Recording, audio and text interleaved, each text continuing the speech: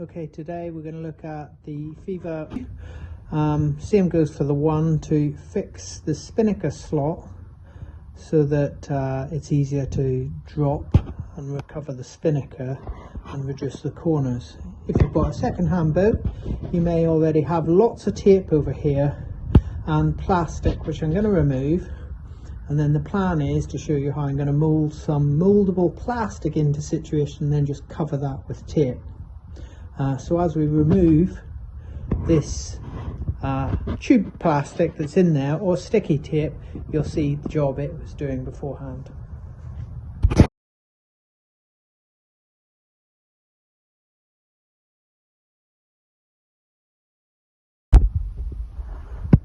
Okay, so on this Mark 1 hull, this has been on for about a year, and you can see the large groove that the spinnaker halyard has cut into this.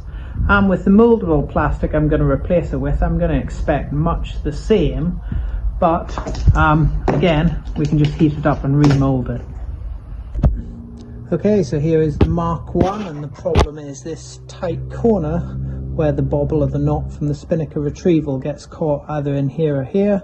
So our aim is to fill this with some plastic in a nice smooth curve so we just don't have that small corner. For that I'm going to use about 100 grams of mouldable plastic. I've got some boiling water which I'm going to add it to, let it go clear, split it in two and then mould it into place. So I've separated out half of the mouldable plastic, and then I'm going to work it into a shape before it cools in my very cool garage. It's going to go round the whole unit. The reason is because it isn't going to bond to the stainless steel of the plastic, but it will harden in a curve over the top, and then I can break off any bits I don't like. The joy is, if it doesn't work, I can cut it off, and I should be able to melt that plastic down with boiling water for a second time and create another smooth form.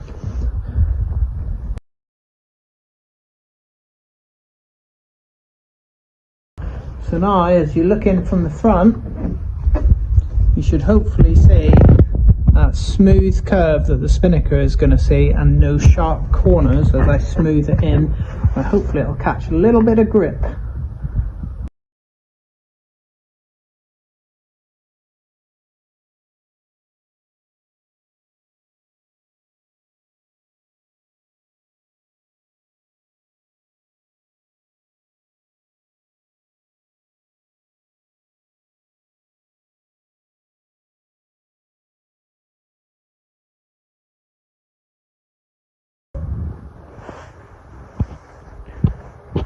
And now, not perfect, but pretty close, and giving a much more smooth entry, and when I finish that off with some good old sticky tape over the top, it'll just smooth off all the edges and hopefully hold it in place.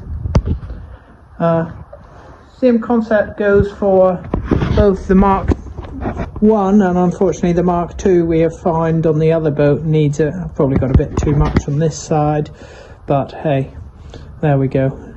It's achieving the aim we're after. Okay, I've now left it for 2 or 3 minutes in this, as I said, very cool garage, and you can see it's set to a white, and it's now pretty much solid. And how I'm going to finish it is with a little bit of sticky tape over the top, just all around here, just to tie it in and to mean there's no loose edges around here. So as you saw before, it'll be still have some gaffer tape of sorts over it, just to smooth out any of the lips and edges so it doesn't get caught or some of the ropes don't catch underneath. And that's it, done.